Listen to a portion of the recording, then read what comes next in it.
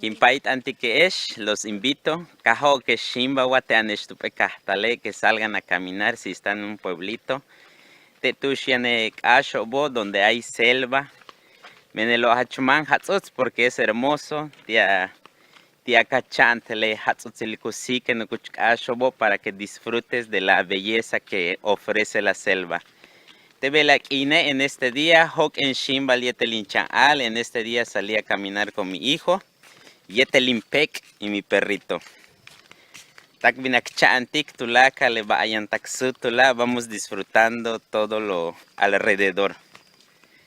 Usis olali la frescura. Akchen shikintik utane mehenchich obo, escuchar el trinar de los pájaros.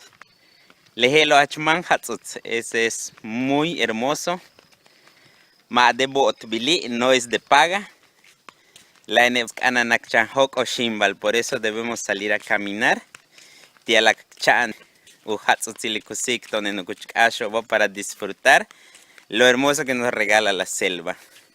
Kimpait Antikeesh, Tulaka Lemash y Kenova, invito a todas las personas que me ven. Lecheñanaktech Upepahta Lile, cuando tengas esa oportunidad.